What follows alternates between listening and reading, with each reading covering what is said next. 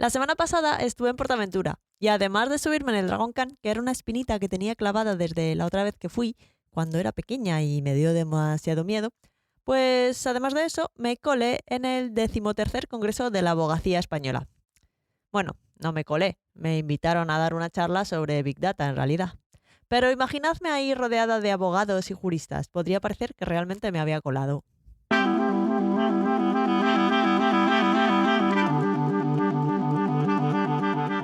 Un podcast ninja sobre Big Data, episodio 46, Big Data y abogacía.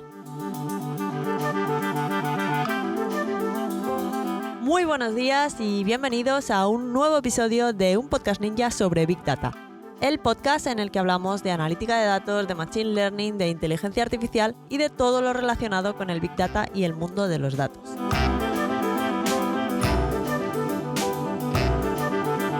En este podcast hablamos de Big Data de manera normal, alejándonos de las ideas de inteligencia artificial de las películas y tratamos estos temas con los pies en la tierra y con sentido del humor. Además, si os interesa este mundillo y queréis profundizar un poco, podéis ir a datos.ninja y descargar el ebook La Guía Ninja del Big Data y la Inteligencia Artificial. Podéis descargarla desde el enlace en las notas del programa. En el episodio de hoy vamos a hablar de Big Data e inteligencia artificial para juristas, porque sí, todas estas cosas de las que hablamos cada semana también tienen aplicación en el mundo del derecho. De hecho, ya existen herramientas comerciales que los despachos pueden utilizar para agilizar su trabajo. Estas herramientas se basan fundamentalmente en el análisis predictivo y descriptivo de resoluciones judiciales y luego incorporan fuentes de datos adicionales dependiendo de la herramienta y también incorporan estadística judicial. O sea que para los que crean que la inteligencia artificial y el Big Data solo se aplica en derecho para que los abogados redacten más rápido sus resoluciones, pues también, pero esto lleva ya su recorrido en el mundo de la abogacía. Así que para preparar la charla esta que os digo que les di a los abogados del Congreso la semana pasada, pues estuve ahí bicheando qué herramientas comerciales había para despachos, en qué consistían, en qué datos utilizaban y cuáles eran sus salidas y cómo funcionaban un poquito. Entonces tenemos que cada una de las empresas detrás de estas herramientas que os digo que estuve ahí investigando, pues herramientas comerciales realmente. Pues cada una de estas empresas se ha montado una infraestructura de Big Data en la que ha ingestado un montón de resoluciones judiciales. Algunas de ellas afirman haber procesado hasta 10 millones de resoluciones judiciales, ni más ni menos, que después han procesado extrayendo información que ellos han considerado relevante, ya sea pues análisis descriptivo, con los típicos cuadros de mando, con visualizaciones, dando pues datos y cosas que les pueden resultar de interés a los abogados, o con un análisis predictivo que ya es más lo que se llama justicia predictiva, que si no sabéis lo que es, no os preocupéis que en un momento os voy explicando los casos de uso que hay. Entonces tenemos que todas estas herramientas ingestan un montón de resoluciones judiciales, sus fuentes de datos son mayormente resoluciones judiciales, entre otras cosas, y cada una de ellas se diferencia del resto en las preguntas a las que da respuesta mediante los datos que tiene. O sea, estos datos no son ni más ni menos que resoluciones judiciales, como vengo diciendo. Si sois oyentes del podcast y ninjas del Big Data, ya sabréis que es bastante importante elegir bien las preguntas a las que queremos dar respuesta con nuestros datos. Por ejemplo, algunas cosillas que podemos ver en estos cuadros de mando es análisis de tribunales y jueces. Con estos resultados, un abogado podría ser capaz de ver los daños otorgados por un juez específico en un área de práctica específica durante un periodo de tiempo determinado y luego compararlo fácilmente con estos análisis entre distintos jueces, distintos tribunales, distintas áreas legales o distintos periodos de tiempo. O también podría ser interesante, igual para un abogado, saber las posibilidades que hay de que un juez conceda o niegue una moción específica o incluso cuánto tiempo tarda un caso de un tipo determinado en resolverse en cada tribunal. Este tipo de cosillas son los que nos da los cuadros de mando de estas herramientas comerciales. O otro ejemplo, también podría ser interesante a la hora de preparar un caso, pues investigar la parte contraria. ¿Qué tal saber la experiencia del abogado contrario ante jueces y tribunales específicos? ¿O la lista de clientes que tiene un bufete determinado? ¿Y cuáles han sido los resultados de los últimos procedimientos en los que ha participado? Pues igual a la hora de preparar un caso, esto puede resultar pues, de valor. Y luego, además de resultados visuales con el análisis de jueces y letrados, pues también hay herramientas que devuelven estadísticas por juzgado para poder saber cuáles son los plazos de resolución en unos y otros o la congestión que puede haber en un determinado tribunal o incluso las tasas de éxito de los recursos. Hay incluso herramientas que muestran clasificaciones de abogados con sus tasas de éxito que luego para alguien que esté buscando un abogado que tenga un juicio y necesite, pues eso, un abogado, está muy bien, pues saber estas cosas. Buscas en la zona en la que estás, en lo que necesitas y te dan un ranking con los abogados y luego ya pues se puede elegir. Como veis, tenemos varios casos de preguntas que se pueden responder a partir de los datos y estos datos analizados mediante análisis descriptivo y predictivo no son más que resoluciones judiciales en la mayor parte, un montón de resoluciones judiciales que residen en almacenes de datos en estas compañías que han desarrollado estas herramientas comerciales y luego pues extraen y procesan estas resoluciones para poder presentar datos que puedan ser de valor a los distintos despachos o incluso a gente que esté buscando un abogado, como decía en el último caso. En definitiva, todas ellas se alimentan principalmente de resoluciones judiciales. Y si alguna vez conocéis a un abogado que esté interesado en comparar una herramienta de estas frente a otra, pues sería muy interesante saber cuántas resoluciones judiciales tiene en cuenta cada herramienta, es decir, el volumen de datos. Los ninjas de los datos ya sabéis que el volumen es muy importante a la hora de realizar análisis de Big Data. Otra cosa que tener en cuenta es la frecuencia con la que se van añadiendo resoluciones judiciales nuevas, ya que pues, los datos, las resoluciones judiciales van quedándose obsoletas, especialmente si entran en vigor nuevas leyes. Así que si comparemos dos herramientas de analítica judicial, una con 10 millones de resoluciones y otra con 5 millones de resoluciones, así en principio sería mejor la de 10 millones de resoluciones, que tiene más volumen de datos, pues mejor. Pero imaginad que la de 10 millones de resoluciones judiciales dejó de actualizar su almacén de datos en 2015 y la otra lo actualiza frecuentemente. Entonces, pues igual, mejor cambiamos de idea y nos quedamos con la segunda. Así que como veis, esto es importante tenerlo en cuenta. Además, también sería importante descubrir qué tipo de datos se extraen de esas resoluciones judiciales por cada herramienta. Esto sería crucial para determinar cuál nos va a servir frente a las demás. Y, por supuesto, qué más datos se tienen en cuenta además de las resoluciones judiciales. Si alguien consigue averiguar todo esto, realmente tendrá una decisión fundada sobre qué herramienta le va a servir más de analítica judicial en un despacho.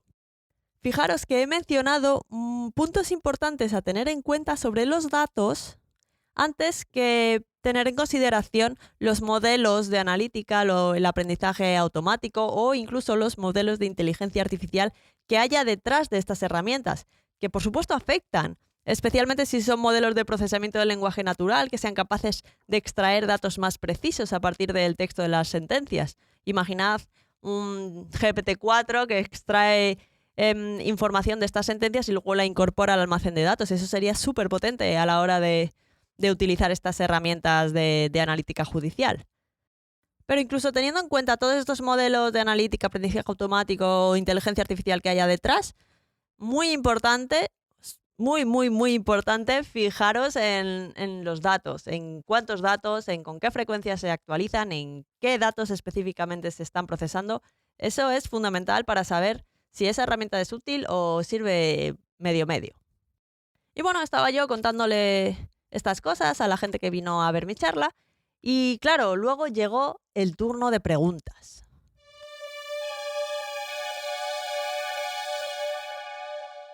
Al parecer, alguno de los asistentes ya había estado jugando con este tipo de herramientas de analítica judicial, de analítica descriptiva, y no acababa de estar convencido porque la información sobre lo que se estima que va a durar un proceso en un tribunal determinado puede que no tenga mucho valor si al final no es algo que puedas elegir el tribunal al que vas o no es algo que vayas a saber con anterioridad. Y, y entonces me preguntaba si estas herramientas basadas en Big Data van a evolucionar más. Yo no lo sé porque no trabajo en ninguna de estas empresas, pero el Big Data per se no es que esté retrasado, no es que no haya evolucionado lo suficiente, sino la clave aquí es saber si vamos a ser capaces de hacerle a los datos las preguntas que realmente sean de utilidad para los juristas. De ahí que les contara que uno de los retos más importantes de estos proyectos de Big Data es que la parte técnica encargada de implementarlo, analistas, ingenieros de datos, etcétera, y los expertos en materia, en este caso abogados, necesitan trabajar juntos. Eso es una parte crucial para que estos proyectos no sean un gasto que no lleva a ningún sitio y el proyecto no sea exitoso. Esto es algo que vosotros, ninjas del Big Data y de la vida, seguro que ya me habéis oído decir más veces, que la aportación del experto en el campo en el que se desarrolla cualquier proyecto de Big Data o inteligencia artificial es súper importante. Son los que mejor conocen los datos que manejan cada día y saben interpretarlos mejor que cualquier analista de datos. Además, son los que finalmente van a tomar las decisiones basadas en estos cuadros de mando y análisis predictivos. Si todos estos resultados no les aportan nada de valor, pues poco hemos hecho. Y después, más allá de las herramientas comerciales basadas en analítica de datos y fundamentadas en el acceso a grandes cantidades de datos con su infraestructura de Big Data y todo eso, también están las oportunidades de mejora de la abogacía como profesión. Así, en general, no solo de despachos particulares que contratan una herramienta de Big Data para preparar mejor sus casos, sino utilizar Big Data para mejorar toda la profesión y a toda la abogacía. Porque resulta que además de las resoluciones judiciales, hay muchos otros datos que pueden recolectar o se están recogiendo ya. Por ejemplo, ya hay proyectos con el Registro General de la Abogacía o el Censo de la Abogacía. Y estos datos correctamente procesados y analizados permitirían responder preguntas sobre la evolución de esta profesión mediante análisis descriptivo, ¿no? Una posible vía que investigar sería saber la distribución de edades en un colegio o zona determinada. Esto podría señalar dónde habrá más dificultad de relevo generacional y detectar este tipo de información es vital para la supervivencia de la institución. Por ejemplo, si me doy cuenta hoy que el 70% de los letrados de la zona de Cáceres, esto es un ejemplo inventado, son mayores de 50 años y hago algo para atraer talento joven, será mejor que si dentro de 15 años me doy cuenta de que la mayoría de los abogados que hay en Cáceres se ha jubilado. Y entonces el colegio de esta zona ya no se puede sostener. Hay un cuadro de mando de analítica descriptiva con todos los datos de los colegios y de los letrados que hay en cada zona. Me podría hacer saltar una alarma cuando vea algún tipo de patrón determinado como el que os acabo de contar. En plan, aquí en este colegio de abogados de Cáceres resulta que la media de edad es muy alta. Cuidado, haz algo. Y entonces ahí, pues, ya se puede hacer algo. Pero de nuevo, las preguntas correctas a formular sobre todos los datos que se están recogiendo o que se pueden recoger, las tienen que formular los expertos en abogacía. Esto es, pues, solamente un ejemplo de una posible utilidad. Lo que sí está claro es que la clave está, otra vez, en los datos. No me canso de repetir esto.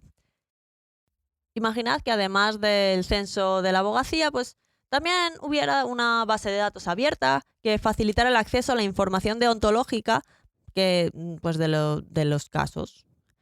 Y ahí pues tendríamos disponible pues resoluciones deontológicas, resoluciones judiciales y demás jurisprudencia disciplinaria. Y entonces se podrían utilizar esos datos y analizarlos para ver los tipos de infracciones deontológicas más comunes, ver por qué suceden e intentar evitarlas. De nuevo es una especie de análisis descriptivo, que podríamos tener un cuadro de mando con los resultados de esos análisis. Y así que de un simple vistazo fuera posible ver qué está pasando. Antes hemos visto que la mayoría de herramientas comerciales se basan en el análisis de resoluciones judiciales. Pues esto podría ser similar, pero desarrollado por los colegios en favor no solo de la transparencia, sino de la mejora continua gracias al análisis de resoluciones deontológicas. Luego otro ejemplo que igual tenemos todos en la cabeza, ¿vale?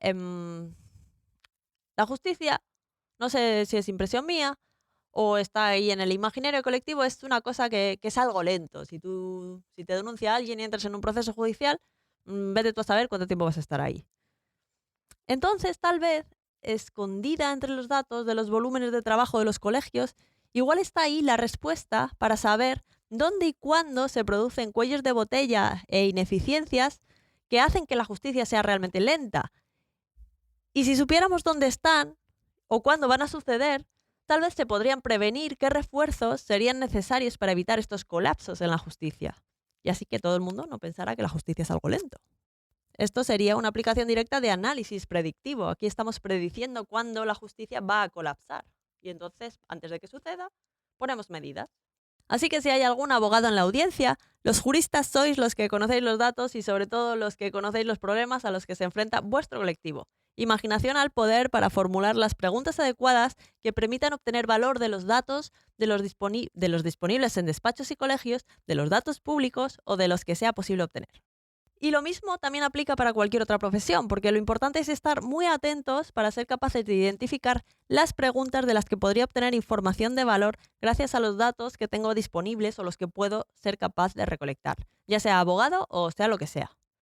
Y luego, después de estar hablando de estas oportunidades que podría tener la abogacía para aprovechar el Big Data y seguir mejorando como profesión, pues también estuvimos hablando de los retos que hay que superar para que un proyecto de Big Data tenga éxito en abogacía, pero que en gran medida pues estos retos son aplicables a cualquier campo.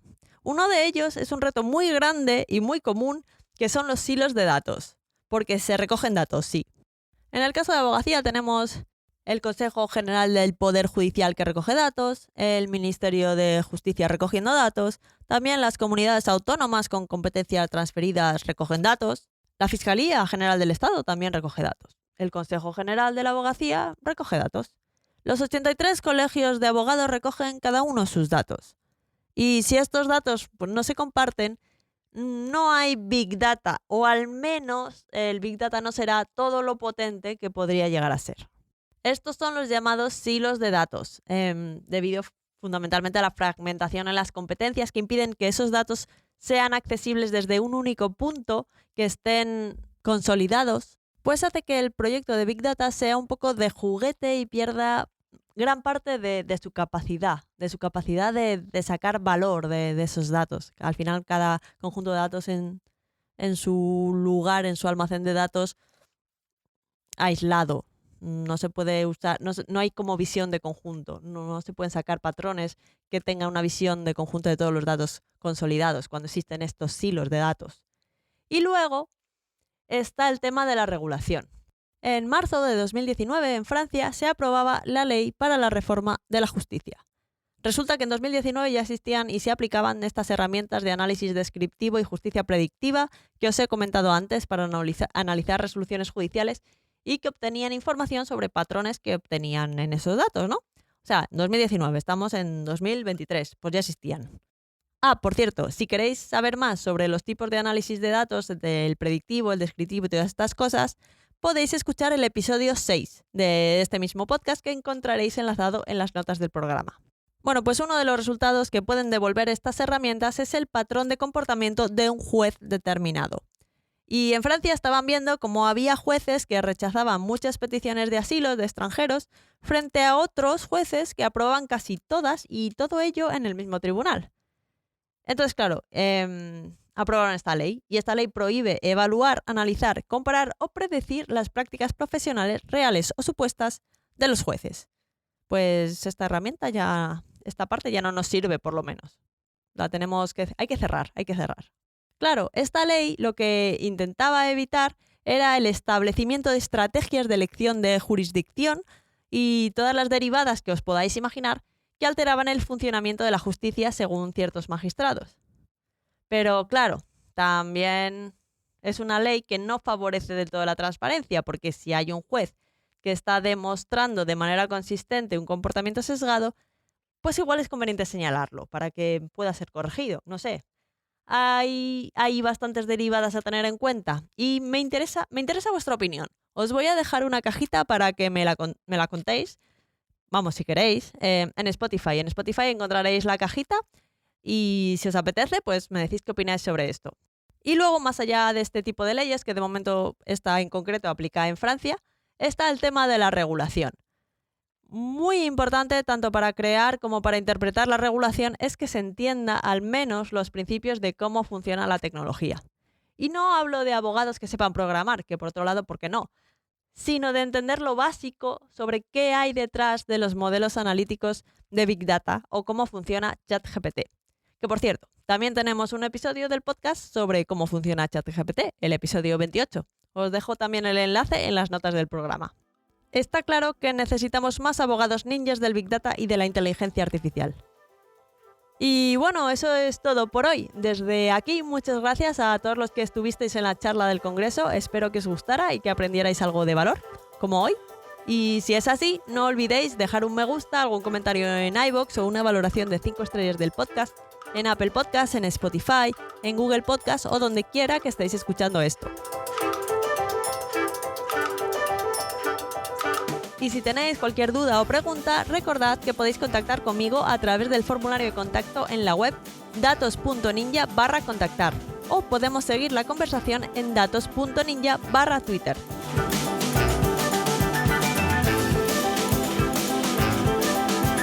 Y nada, que muchas gracias por estar al otro lado y nos escuchamos en el próximo episodio de un podcast ninja sobre Big Data.